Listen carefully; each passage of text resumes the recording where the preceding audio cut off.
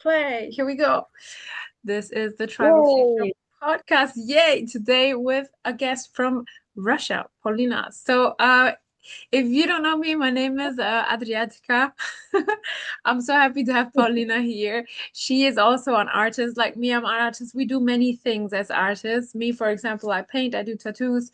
I also do breath work, and I come from something that was called Tribal Fusion Bellydance and is now evolving. And this is what this podcast is also about.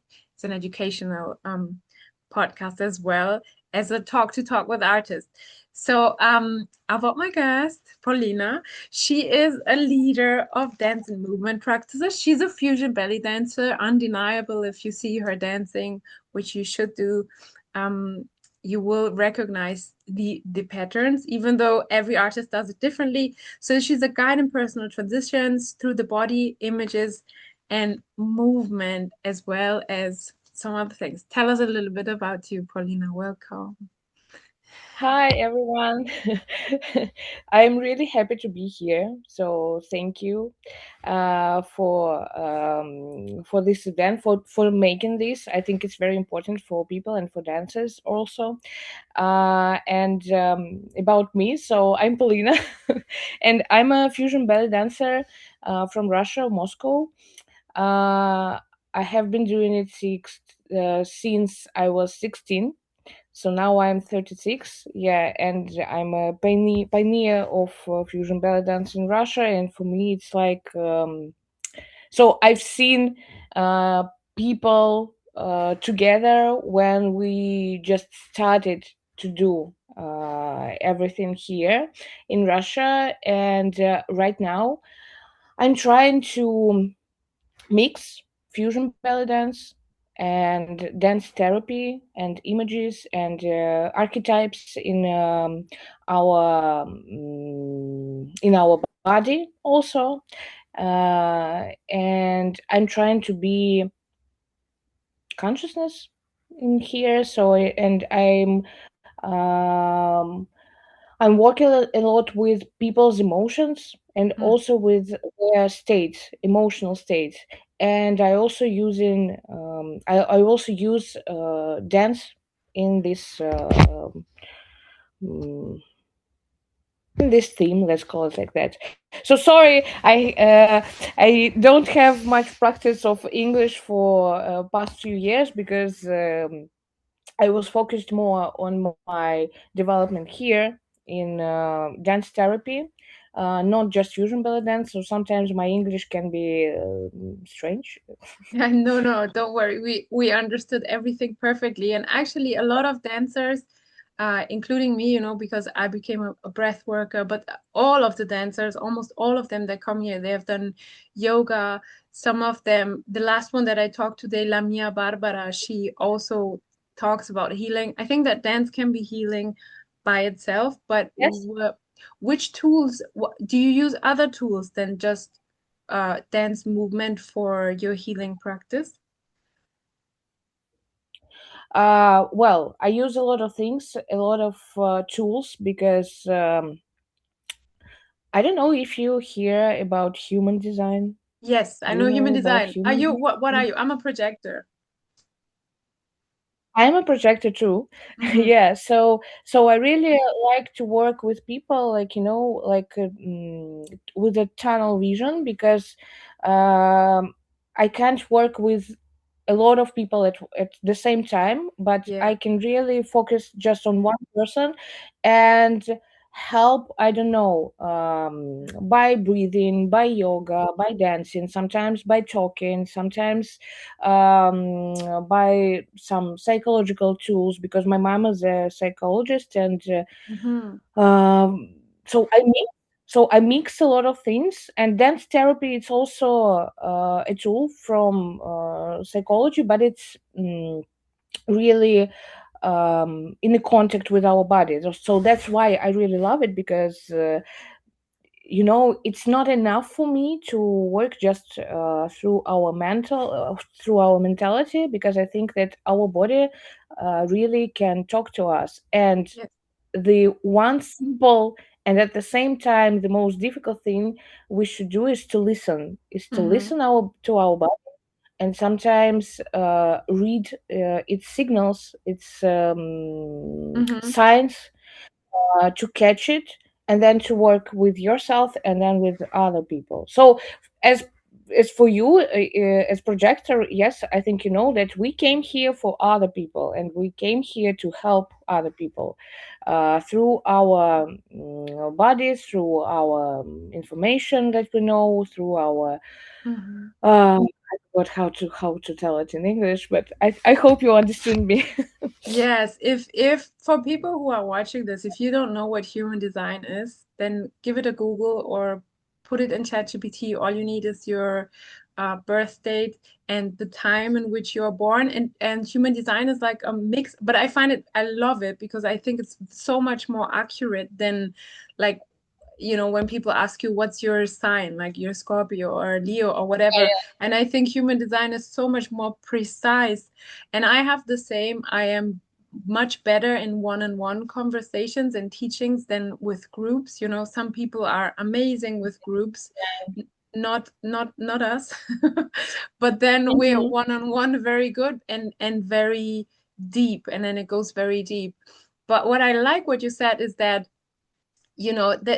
breath work is one of the somatic practices that I do, but because your mom has the background of psychology, back in the days people used to do a lot of sitting and just talking about the problem, and a lot of our traumas are actually in the body because the body is Yes. intelligent. So you have to sometimes you don't it doesn't help to talk about it. It's part of it, it's important, but sometimes you have to move it out or breathe it out or shake it out or scream or whatever.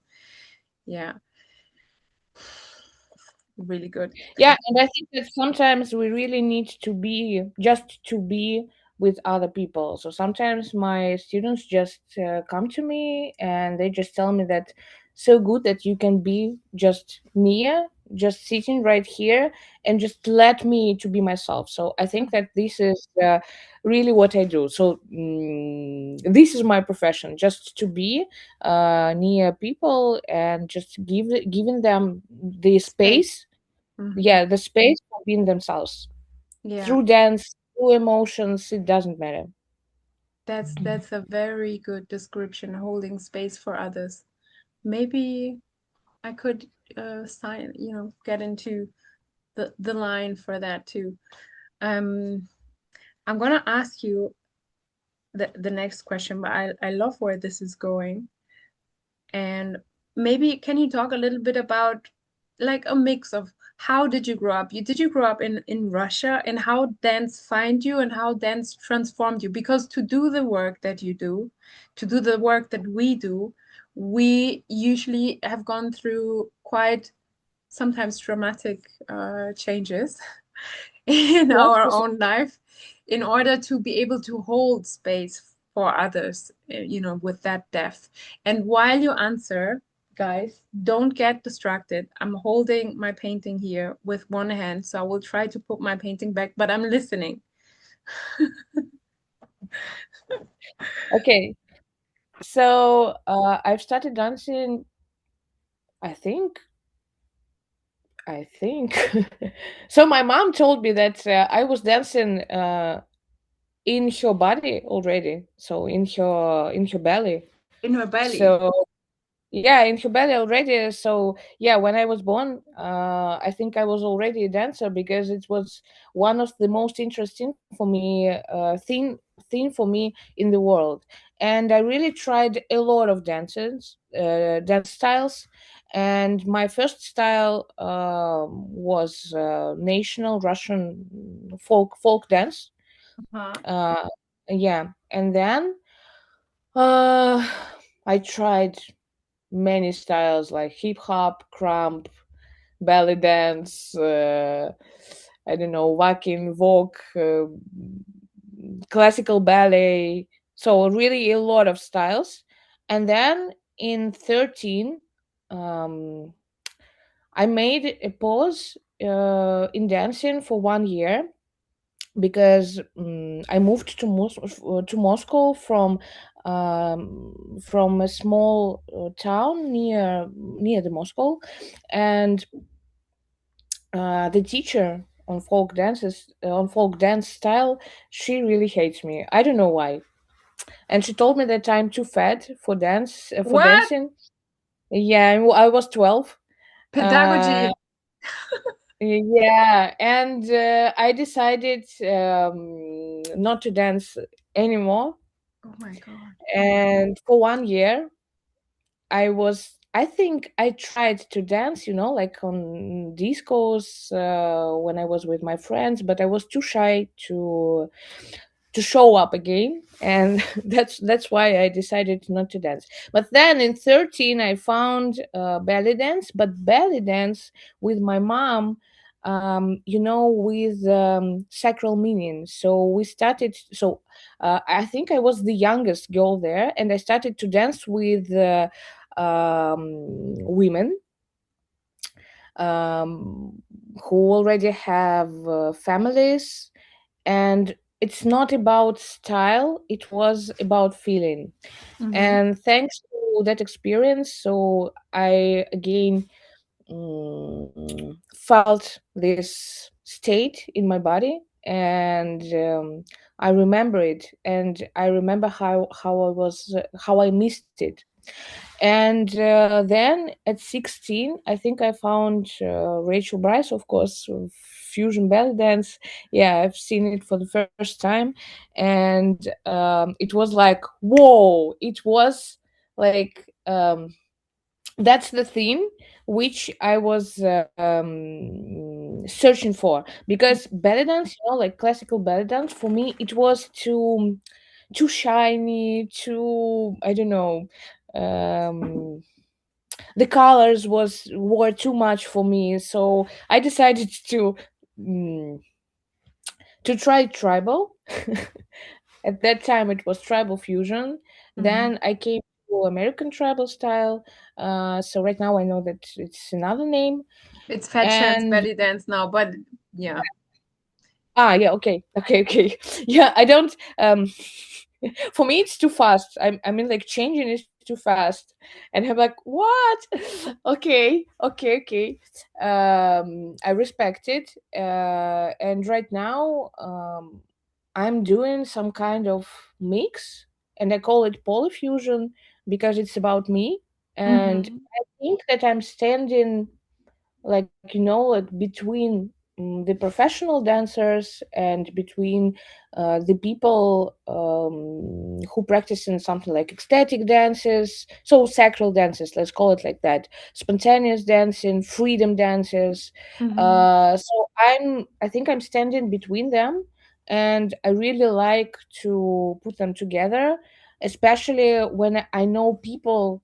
So for example, one person from professional dance style and one person from sacral dances, and then trying to help them to meet and to exchange the knowledge they have, because I really think that we mm, so I don't know how to call it, let me check. uh, uh, The the communication between those. I think they can both learn from each yeah, other yeah, probably. Yeah. yeah. So it's really important. So we need each other. Mm-hmm. And sometimes, people from professional dancers are like, we don't respect these kind of dances like freedom dance, because it's not the dance at all. You need to study, you need to know more technical things. But um, where from this technique came. So it came Mm-hmm. from other nations, and we really have different meanings. So I don't know for other styles, but I know for Russian folk dance, I know why my parents, my grandparents, why they dance, and I know why they did it.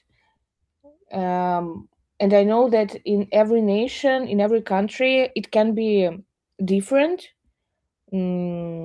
But sometimes we all have the same thing, which put us in this um, So that's why we really want to go deeper, not just, not just technique, but Mm-hmm. we Yeah. really want to feel something. We always want to feel something, and Yes. that's the deal. So that's why I really like to do it, because when the war came, when trauma, I had physical trauma.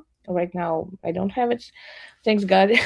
Yeah, so after that I understood, after the war started, after the trauma.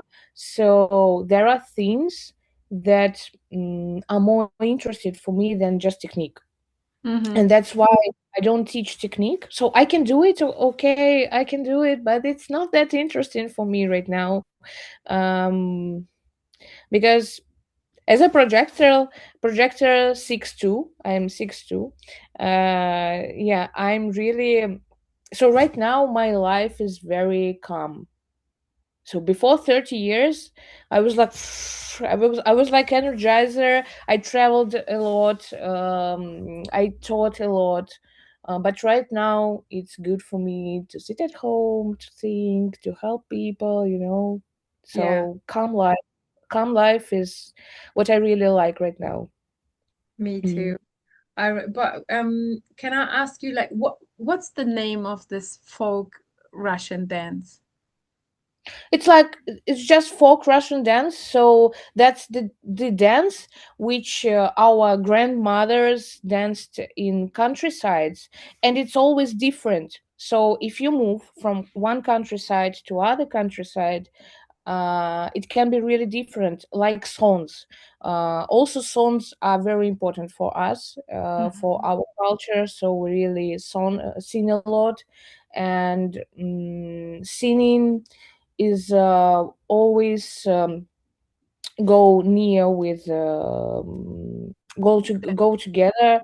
Yeah. Yeah, it goes together with the dances. Yeah, usually It's in the older traditions or in any tradition, it's usually the Yeah, dance yeah. is connected to singing and sometimes even to like painting the body. Where I come from, these all of these things go, they are not Mm-hmm. separated from each other. Um, Mm-hmm. and I think the oldest culture that conserves that is probably India as well, which is where so much of our inspiration for what was then called tribal fusion came from. But how do you call it in your language, in Russian? Русский народный танец. Ah, okay, It's it's like just traditional. Yeah, yeah. okay. And you said you had a trauma in your body. How did you get it out of your body? How did you get, because you said I don't have it anymore. How did you get out of it? How did you release it? So so of course I have it, But but aside from the fact that we all have when traumas and it develops all the yeah, time, so yeah, that yeah. yeah. So when the pandemic came, I think that was the problem for a lot of dancers, because we had a lifestyle, I mean, a really active lifestyle, and then suddenly we stopped and we made the pause. And it was important, of course, if we look at it from, I don't know, the whole world, right? But when we're talking about pandemic and about our bodies and about our hearts, so Mhm. they just stop work properly, and our bodies, like, I don't know how to call it. So our traumas, which we had in our bodies, they like starting to signal us, to give us signs that we need to do something, we need to change something in our lives. Because what I think is pandemic is, I'm like a little esoterical person. So for me, pandemic, it was a really good thing to stop and to think what we really can change, not just in our lives, but in the whole world. Mhm. And for me, trauma, it was a really dark period for me, because it was very painful.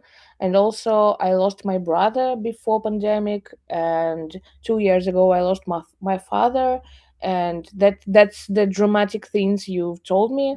Yeah, so I think I really grown up after these things, and trauma just showed me that there are things that are more important in our life than just showing up on the stage, you know.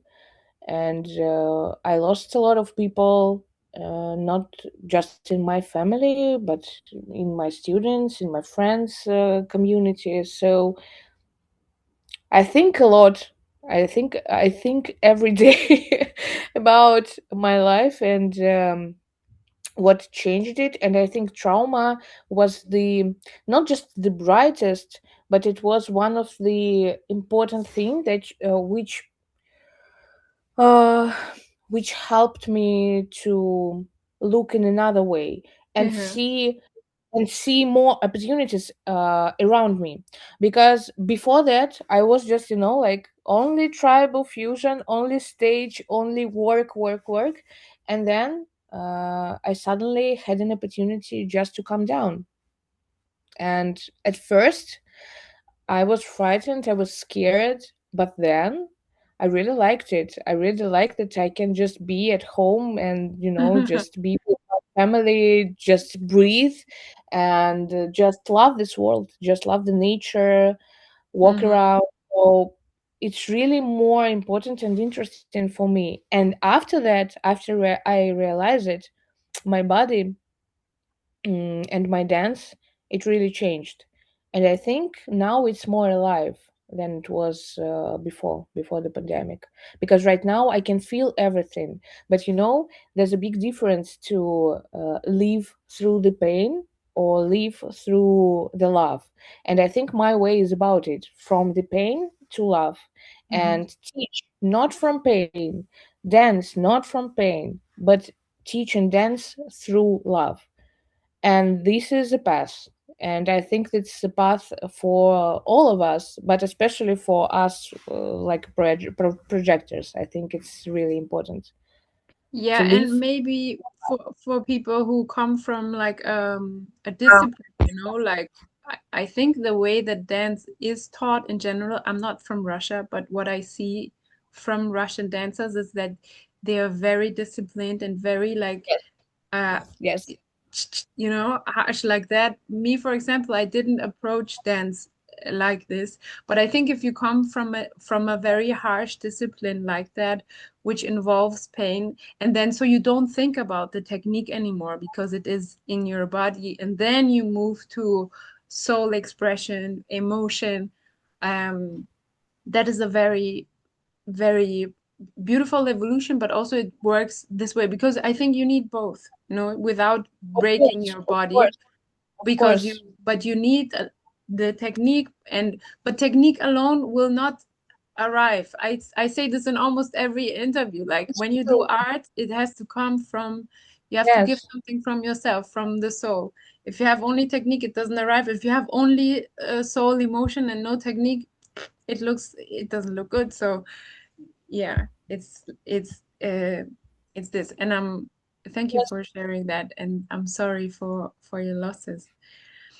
But like you said, I think that Corona was a catalysator, you know. yes, yes. Yeah, it did I think so too. Mm-hmm. Mm-hmm. changed a lot of things. But we haven't even started with you. I'm thinking if we should do two parts because um I didn't even finish the first block of the answers, but I think we of the questions. But you talk about something that I am really, really interested in and fond of, which is, healing the body from trauma through movement, which is also something that I have studied then through breath work when I started breathing, and I do it with other people, and I see they look like, like they like an exorcism. I see the things coming out, and it's so powerful, this work. And obviously then it's not so important anymore to go on stage and you change, and so your dance changes. Um, so I'm trying to make a short question. Mm, Okay. because we have only so little time, but w would you be up for a part two? Yeah, Today or other day? Today? maybe today. We can try. We can try. Okay, just to not lose the flow. If not, it's okay. Um, so you don't use Okay, okay. the you don't use no, I'm not going to ask this. What did dance taught you about, body, mind, consciousness? It's a philosophical question, but well, let's try to. It's really a philosophical question. And I think it's really huge. Okay, okay, then then uh, then for part two, what's your sacred body ritual? Do you have a sacred body ritual for yourself that you do like either every day or before you go on stage? um, I do one thing before stage, and I think it's really important for all dancers, and I always tell about it on my workshops. Uh, of course, I breathe, and I go on stage on the exhale. It's really important, not on an inhale, like, Uh, but exhale, and then we go. But before that, I imagine that here is my mom, and here is my father, and my wow. mom has also a mom and father, and my father, and it's like wings, Mhm. like a lot of fathers and a lot of mothers, and I make an exhale and I go on stage with all of them, so I'm not alone.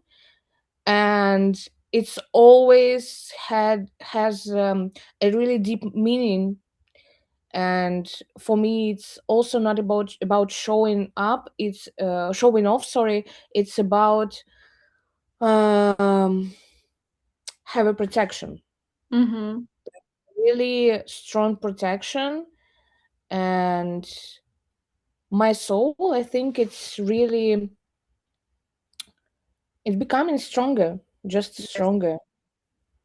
Yes, it does. There is this saying where they say that when we dance, we don't dance alone, but you made it really visual now because you come with your ancestors basically from both sides, and there's other sayings in indigenous tribes like the powwow, for example, from North America, that they don't say dance like nobody's watching you. They say like dance like everybody's watching you, like your mom, Yes. your grandmother, your Yeah, father, your grandfather, you know. Yeah, and yeah, if they goosebumps. all, if yeah, me too, I get goosebumps. If Yeah, I they're love it. all with you, you dance for and with them, and I think that's so beautiful. Hmm. Yeah, this is true. Yeah, and also every day I just thank God. I thank life. I thank my parents for everything I have, because I really think it's important doing it every Mhm. day. It's not like body practice, but I'm a linguist, so in my past, yes, right now my English is not very good, but in my past, yeah, I have a linguistic, I don't know how we call it, Background. some, yeah. And